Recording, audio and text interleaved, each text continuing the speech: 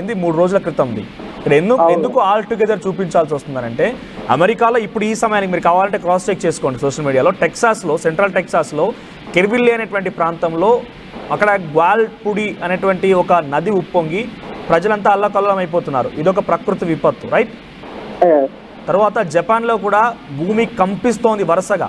మీకు తెలుసా 2 వారాల్లో 1000 సార్లు భూమి కంపించిందంట. ఇది జనరల్గా జరిగేటువంటి యాక్టివిటీయే, కానీ ఒకే 2 వారాల్లో ఇన్నిసార్లు కంపించడం పైన అక్కడ ప్రభుత్వాలు అలర్ట్ అయ్యాయి. అక్కడ ఇప్పుడు వాళ్ళు ఏం చెప్తున్నారంటే మెగా ఎర్త్ క్వేక్ అంటున్నారు. మెగా ఎర్త్ క్వేక్ వస్తున్నటువంటి మాటని అక్కడి ప్రభుత్వాలు చెప్తున్నారు, నేను చెప్పడం కాదు, మీకు అది అథెంటిక్ ఇన్ఫర్మేషన్ చెప్తున్నాను. ఆ తర్వాత పోర్చుగల్లో ఈ సంఘటన, అంటే వరుసగా ఒకదాని తర్వాత ఒకటి ప్రకృతి విపత్తులు జరుగుతున్నాయి. మోస్ట్లీ ఇప్పుడు నేను చెప్పే వార్త కేవలం రియోతోత్స్కి అనేటువంటి బాబా వంగా అనేటువంటి ఆవిడ ఒక జోసియాని రాశారంట. ఆ జోసియాని దగ్గరగా ఇంటర్నేషనల్ లెవెల్లో చర్చలు జరుగుతున్నాయి. దానికి గవర్నమెంట్ కూడా తోడైపోయి మీరంతా అలర్ట్గా ఉండండి అని చెప్పి ఆ 17,000 దివుల్లో ఉన్నటువంటి ఎక్కడైతే ఎఫెక్టెడ్ ఏరియాస్ ఉంటాయని గుర్తించారో ఆ ఎఫెక్టెడ్ ఏరియాస్ నుంచి కూడా వాళ్ళందరినీ ఎవాక్యుయేట్ చేస్తున్నారు. హోప్ మీకు అర్థమైంది అనుకుంటాను నేను. అయితే ఇప్పుడు మీరు చెప్పింది ఏదైతే ఉందో అక్కడ చిన్న సవరణ. ఓకే, రైట్, థ్యాంక్ యూ అండి. శిరీష ఫ్రమ్ బెంగళూరు మరో కాల్ ఉన్నారు. శిరీష గారు నమస్తే అండి. నమస్తే సార్, చెప్పండి. First thank you for RTV, మంచి ఇన్ఫర్మేషన్ అంతా గ్యాదర్ చేసి మా అందరికి ఇస్తున్నందుకు. అండ్ నిజంగానే చాలా ఫాస్ట్ గా నిజాలు చెప్పడంలో ఆర్టీవీ చాలా ముందుందండి. I appreciate you. Thank you అండి. థ్యాంక్ యూ శిరీష గారు. జపాన్ లో ఈ ఎర్త్ క్వేక్స్ అనేది కామన్ అండి. మనకి ఇప్పటి వరకు 1020 దాకా వచ్చినాయండి ఇవి. సో 2011 లో కూడా ఇదే 9 మ్యాగ్నిట్యూడ్ తో వచ్చింది. అప్పుడు కూడా ఒక 18,000 ప్లస్ పీపుల్ అంతా చనిపోయి ఉండారు. సో ఇది జపాన్ లో కామన్ కదా, ఏదైనా ప్రిడిక్టబుల్ అని అనిపిస్తుంది నాకు. It's common thing. బట్ ఏంటంటే ఇక్కడ ఈసారి వచ్చేది చాలా భయంకరమైంది. మళ్ళీ చెప్తున్నాను వ్యూవర్స్ అందరికి కూడా, 1945 క్యాలెండర్ అండ్ 2025 క్యాలెండర్ రెప్లికేట్ అవుతుందంట. కొంత సిమిలర్గా ఉన్నాయంటే డేట్స్ అండ్ డేస్ అన్నీ కూడా. సో అప్పుడు 1945లో కూడా జనవరిలో 8.0తో జపాన్లో భూకంపం వచ్చిందట. దాన్ని అంచనా వేస్తూ శాస్త్రవేత్తలు మరోసారి రీసెర్చ్ చేస్తే నైన్కా ట్రోఫ్ అనేటువంటి ఆ ప్లేట్లో 800 కిలోమీటర్ల లోపల ఆ భూమి కదలికలు జరగడం వల్ల కొంత సునామీ వస్తుందనేటువంటి ఒక అంచనా వేస్తూ వాళ్ళంతా రీసెర్చ్ చేశారు.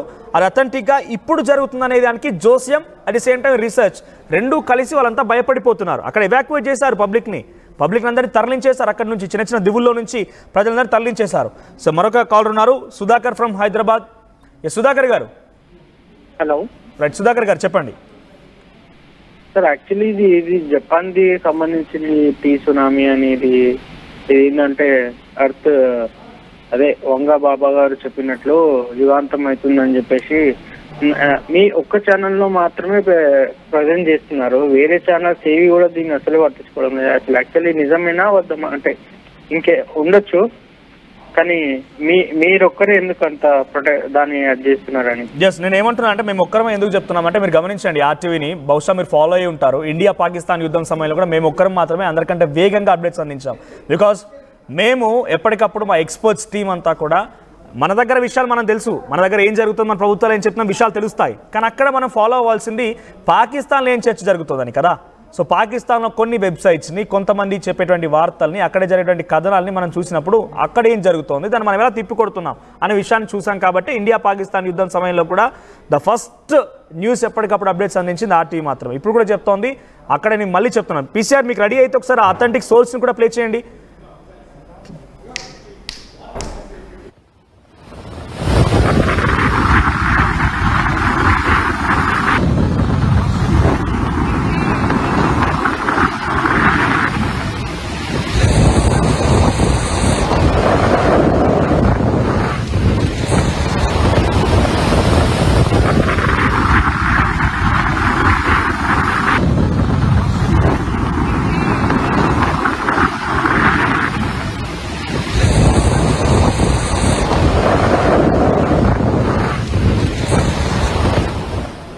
రైట్, మళ్ళీ చెప్తున్నాను, అథెంటిక్ సోర్స్ 1-2 సార్లు చెక్ చేసుకున్న తర్వాతే. ఇక్కడ ఒక వ్యక్తి కామెంట్ చేశారు, రవి వైటీ అంట. మరి మీరు ఎందుకు నన్ను క్రాస్ క్వశ్చన్ చేస్తున్నా అర్థం కాదు. ఒకసారి మమ్మల్ని అడిగే ముందు మీరు చెక్ చేసుకోండి. మీరు ఎలా నమ్ముతారంటే మీరు మీ క్వశ్చన్ ఎందుకు నమ్మాలి? మేము ఇక్కడ ఏమంటున్నారంటే మీరు ఎలా నమ్ముతారా సోర్స్ని అంటున్నారు. కాబట్టి ప్రభుత్వాలు చెప్పేటువంటి సోర్స్ కూడా నమ్మకపోతే మరి ఏం చేయలేం. గవర్నమెంట్ అఫీషియల్గా చెప్పేసినటువంటి సోర్సెస్ కదా. అక్కడ జపాన్ ప్రభుత్వం అలర్ట్ అయిందని చెప్పి జపాన్ ఎర్త్క్వేక్స్ అనేటువంటి ఆ ట్విట్టర్ అకౌంట్లో, అఫీషియల్ ట్విట్టర్ అకౌంట్లో వాళ్ళు చెప్తున్నారు, ఎస్ మేము అలర్ట్ అయ్యాము, ఇటువంటి సిచ్యువేషన్ ఉంది అని చెప్పి. సో మేము చెప్పే దాంట్లో ఎటువంటి విధంగా కూడా మేము చెప్పేది లేదు, అంతా పూర్తిగా అథెంటిక్ సోర్స్ ద్వారా మాత్రమే. ఎస్ మేము ఎక్కడ చూసాం మా సోర్స్ అంటే కూడా చెప్తాను మీకు నేను, ఎందుకంటే ఇటువంటి ప్రయత్నం ఎవరు చేయరు, ఏ న్యూస్ ఛానల్ కానీ ఏ జర్నలిస్ట్ కూడా చేయరు. మీకు ఎందుకు చెప్తున్నానంటే ఆర్టీవీ యొక్క వేగవంతమైనటువంటి న్యూస్ కవరేజ్కి కారణం ఎలా ఉంటుంది, ఎలా వెళ్తారు, మా టీం ఎలా వర్క్ చేస్తుండడానికి మీ నుంచి అభిప్రాయాలు తీసుకుంటూనే మీకు కూడా కాల్ చేయమని అవకాశం కల్పించాం. మీరే స్వయంగా ఫోన్ చేసి మీ మీ అభిప్రాయాల్ని, మీ యొక్క విషయం ఇక్కడ చూడండి, కనిపిస్తోంది కదా, చాలా క్లియర్గా వినండి. ఇది Nankai trough mega quake could kill 3 lakh people. Japan acknowledges risk ramps up measures. కనిపిస్తోంది కదా, జపాన్ ప్రభుత్వం రిస్క్ ఉన్నట్టుగా గుర్తించింది.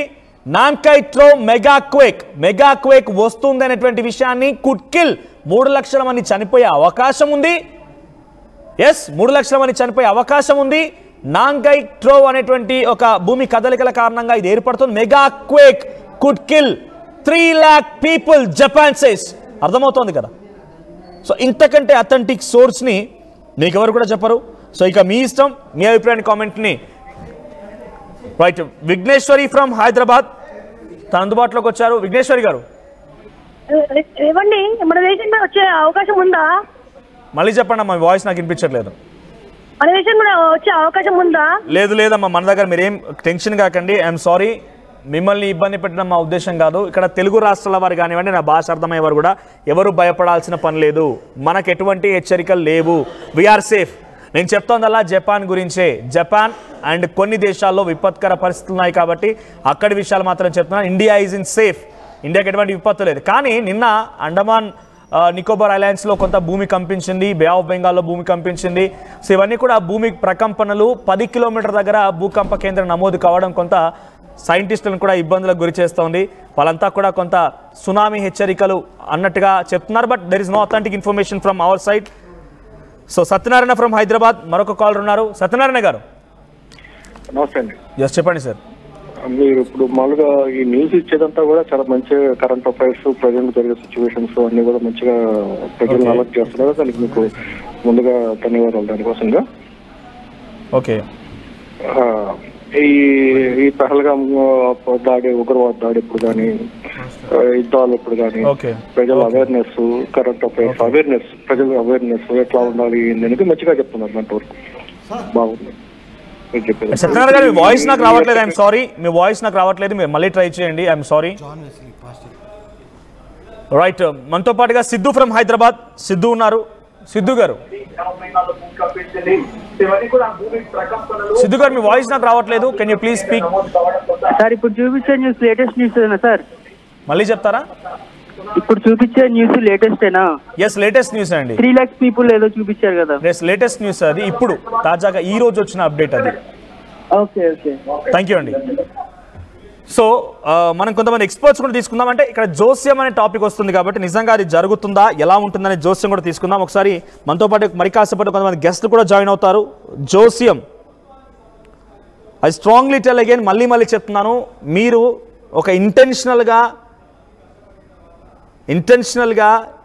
మీరు అన్వాంటెడ్ అని, ఫేక్ అని పెట్టడంలో మీ యొక్క విషయం నాకు అర్థమవుతోంది. చాలా క్లియర్గా పక్కాగా, ఇంతకంటే ఎవరండి నాకు అర్థం కాదు. మీకు కాల్స్ తీసుకుంటున్నాం కదా, సో ఎందుకు నేను పదే ఈ రకంగా మెన్షన్ చేసి కాల్స్ తీసుకోవాల్సి వస్తుంది అంటే, ప్రతిరోజు కొంతమంది పని కట్టుకొని మరి మేము చెప్పే వార్తల్ని తప్పు అంటున్నారు. మా ఎక్స్పర్ట్స్ టీమ్, ఎక్స్పీరియన్స్డ్ డెస్క్ మొత్తం కూడా దీనిపైన వర్క్ చేసి అథెంటిక్గా ఇన్ఫర్మేషన్ని 1-2 సార్లు ధృవీకరించుకున్న తర్వాతే మీకు ఈ న్యూస్ని చేర్చడం జరుగుతోంది.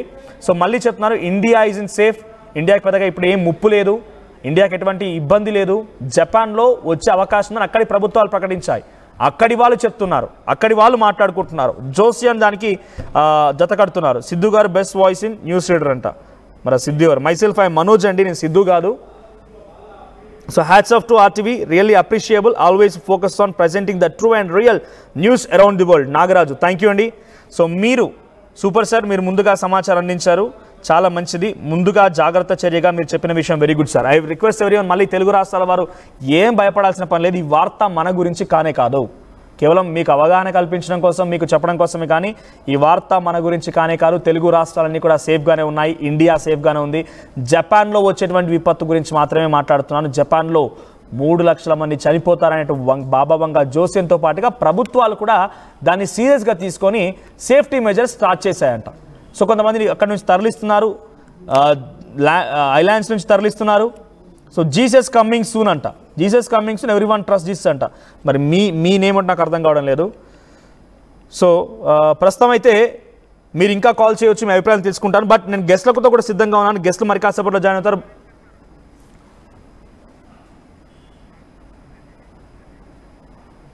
రైట్, మరి కాసేపట్లో గెస్ట్ కూడా జాయిన్ అవుతారు. అంతకంటే ముందు ఒకసారి మళ్ళీ ఆ విజువల్స్ చూద్దాం. మరి కాసేపట్లో గెస్ట్లను కూడా లైవ్లోకి తీసుకుంటాను నేను.